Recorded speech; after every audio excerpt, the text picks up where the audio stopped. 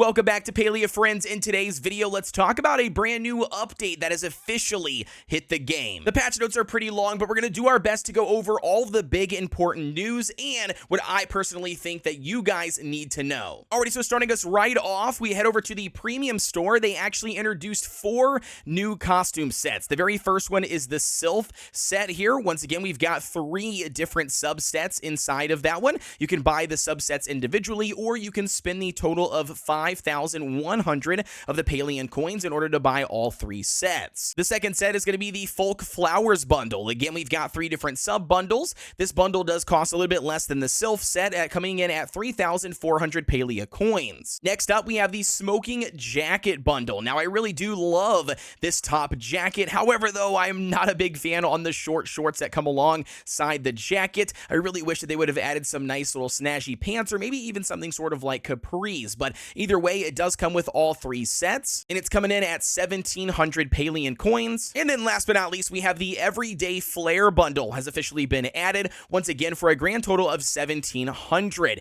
They've got 3 different subsets here as well. Now, in addition to the premium costumes being added, we officially have a new emote called Kneel. As you guys can see here, I've currently got it on my hotbar, but essentially your character can kneel indefinitely. Now, additionally, if you don't see the emote here on your Hot Wheel by default, you might have to hold down T on your keyboard, click on the little pin icon, which will open up the emote window, and then from here you can actually drag the kneel emote that you see here onto any of these circles. So we're going to go ahead and draw it on this one to replace this one, and then once again you should see it now in your hotbar to utilize it whenever you need. Now, in addition to the kneel emote being added to the game, they have officially added water. Once you walk up to sinks now in bathtubs, you actually get the ability to turn the water on and off. So I would press F here, you can see water is actually running out of the faucet, which again is really cool. You'll love to see it. If I zoom in here, we might be able to do a little zoom in and show you a little bit closer.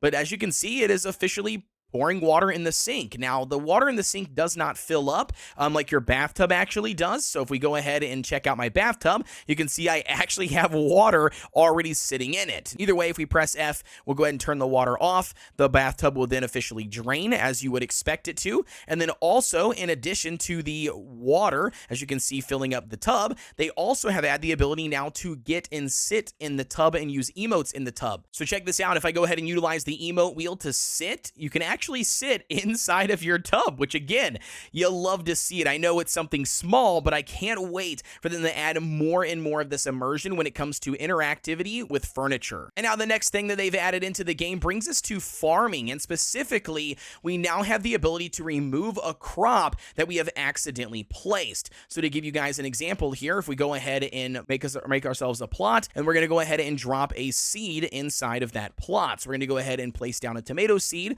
and then let's just say, oops, we didn't want to do that. Now what you can do is, if as long as you have the hoe equipped for your tool, you go ahead and hold down the right click option, it will then start to remove that plant that you just planted inside that crop. Now it's important to note that when you remove a crop, it does not give you back that crop, or the individual seed that you used to plant it. So you 100% want to make sure you don't use this on anything else but the crop that you want to fully destroy, and you have the understanding that you're not getting any resources back. But it is still a really nice quality of life change here that allows you, if you make a mistake, to reverse it. Now, in addition, when it comes to farming, they are also changing the day cycle on your crops. They are now allowing crops to actually grow over time, even when you're offline. However, though, keep in mind that even though the crops may be able to grow while you're not currently active in the game, that does not mean that they will continue to grow if they need to be watered. So you still need to make sure you're logging into the game and, watering the plants when you need to,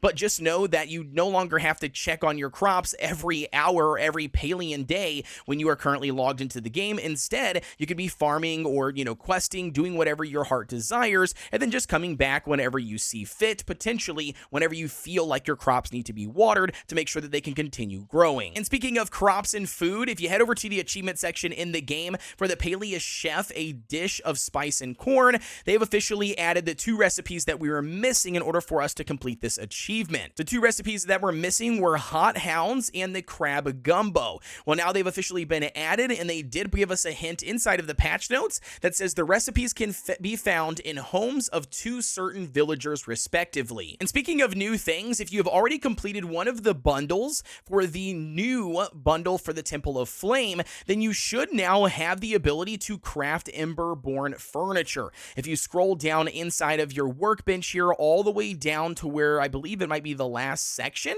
you'll have the ability to actually craft the brazier for the Emberborn set. Now keep in mind, as you can see here, that this is the very first one. Once you craft the Emberborn brazier, it will then give you the ability to craft more Emberborn pieces, and I think it's a grand total of 8 pieces in all that you can craft from this set. Keep in mind here that it is going to take flow infused planks, it's going to take some pallium bars and some flint in order for you to craft the Emberborn pieces. And now diving into the next big thing they've added in this update that I'm super excited about, and that is Zekes Black Market. As you can see here, we can enter the same 2 ways we did before, but they did put another secret entrance. I'll let you guys discover it on your own, but nevertheless, if you head over here to the Zekes Market, as we always do, we're going to go to the general shop, go behind the counter, go around the corner, click on the bookshelf, and ta-da, we're officially here. Check it out, man. It has been completely revamped and overhauled. Going down here, you'll be able to see several different items for sale like you normally would see in like a selling stall in other parts of the game.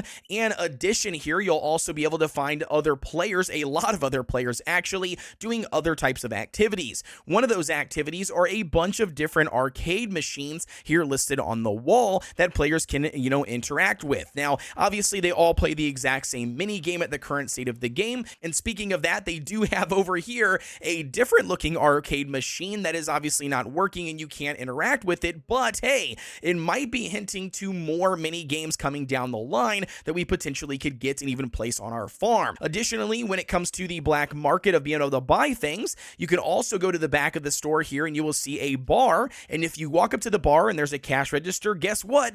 Yep, we can actually buy Reth's items because Reth has always been part of Zekes Black Market. Beforehand, it was just Reth standing down here and you could talk to him via that way. However, no, they have now made him official spot and it just gives him another place that he can sell his terrible lettuce soup. And now that officially brings us to the Celebration Cake Nerf that they just dropped. So in the patch notes, it states that right off the bat, the Celebration Cakes are going to be selling for about 40% less than what they did beforehand. So hopefully you got your cake sold prior to this update being dropped into the game. In addition to the selling cost being reduced, they also have changed up the recipe for the Celebration Cake. For starters, it would no longer take a preserve in order to start the recipe, which before people were using things like blueberry jam, for instance. It is now going to officially take any type of fruit. Not only that, the recipe will also now call for an ingredient called sugar. You can buy the sugar from the general store via Zeki, just like you can with the butter and the milk, and it's going to cost 20 gold per 1 sugar. In addition to the ingredients changing their values,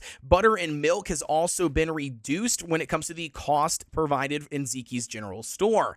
The butter that used to cost 80 per is now going to be only costing 40 gold per, and then the selling of that butter used to sell for 40 gold, it is now going to sell for only 20. The same thing goes for milk, which you used to be able to buy for 60 gold. You can now buy it from the Zeke's general store for 30 gold, and then the selling value of that milk used to be for 30 is now only going to be sold for 15 gold. Now, let's not kid ourselves. We all knew that this nerf was incoming, and it was definitely needed. Like, Celebration Cakes was by far the best thing to do in a group activity to make heaps, and I mean heaps of gold. So 100% it had to be nerfed, and I even did a video warning players, over a week prior to them dropping the nerf in the game. So with that being said, guys, the nerf is officially here. They look at it more of like a rebalance. The developers did mention that this isn't the end-all be-all. Obviously, they want to see how players respond to the changes that they've made for the Celebration Cake and also the changes that they've made for cooking in general, because they did state here that in doing these sort of, rebalancing when it comes to Celebration Cakes,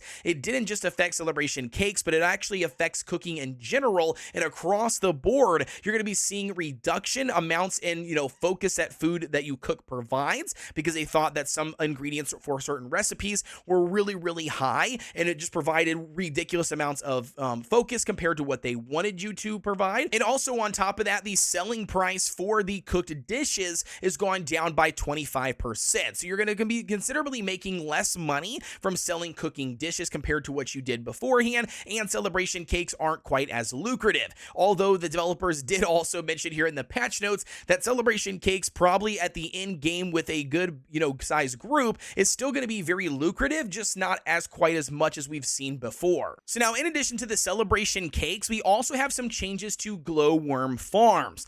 They have stated here inside of the patch notes that no longer will you receive a high yield from cooked items. They have now reduced the effectiveness of cooked items being placed inside of the Glowworm farms, and instead you actually get a better quality boost by placing starred vegetables or fruits inside. So to give you guys an example here, you can see I'm currently loading this up with my starred tomatoes, and it's actually producing a decent amount. But just know that placing cooked items inside of the Glowworm farms is no longer going to be the meta version when it comes to mass gold farming in the game. And in addition to the Glowworm farms, they also state that the Glowworm farms will now produce twice as much speedy grow fertilizer compared to before. And on top of that, speaking of the speedy grow fertilizer, they have also made some adjustments. Before, it was stated that the fertilizer would double the growth rate of crops. However, now they have changed it to the fertilizer that for every 2 days of growth will grant an extra bonus day of growth. Not only that, they've also reduced the sell value of the fertilizer from 10 gold down to 5 gold. And the same thing goes for buying it via the Gardening Guild store, aka Badroo.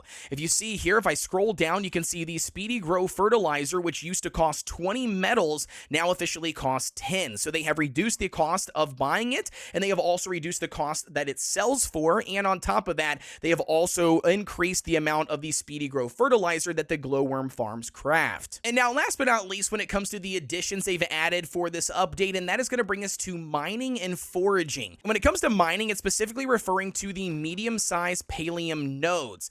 They talk about here that they have officially dropped additional ore now, 1 additional ore for every time you mine a medium pallium node. Hopefully this is going to increase the amount of pallium that players can collect. And additionally, they mentioned here for the medium pallium nodes, you're also going to be getting more experience compared to what you did before. This is just going to allow it to be more in line with the experience you get from the small nodes and then the experience that you get from the large nodes. Overall, I think it's a W, and hopefully it does allow more players to get more pallium as time goes on, and also makes mining more of a sufficient skill for you guys to continue working on and leveling up in order for you guys to progress in the game. And now, as I mentioned here, in addition to mining, they're officially going to be making some changes and adjustments to foraging. Starting off with the very first one, and that is going to be the different tree seeds that you find from chopping down trees, whether that's in Camilla Village or in Bahari Bay, will now officially sell for quite more gold than what they did before. You can take a look here on the map, but basically acorns are going to be selling from 12 gold now up to 60 gold. The pine cone, which used to sell for 6 gold, is now officially going to be selling for 60 as well. We have the Samara, which used to sell for 6 gold, is also selling for 60. And then we have, last but not least, the juniper tree, which used to sell for 5 gold, is now going to be selling for 60. And in addition to these tree seeds, they're also going to be increasing the value when you sell items like pearls and green pearls. Pearls used to sell for 70 gold a piece, are now going to be selling for 105 gold. And then the green pearls, which used to sell for 145, are now officially going to sell for 290 gold. And that, my friends, is going to wrap up the video here for the update in Palia and what you guys need to know. Obviously, don't forget to like, comment, and subscribe here on the channel for everything Palia related. I'll be pumping out some more videos here very soon, going in depth on, new recipes that you guys can craft, what is the best focus recipes for you guys to craft to make focus food specifically, and on top of that, what is the best way at the current state of the game for passive gold farming. With that being said, though, guys, as always, have a wonderful Friday, and I will see you all on the next one.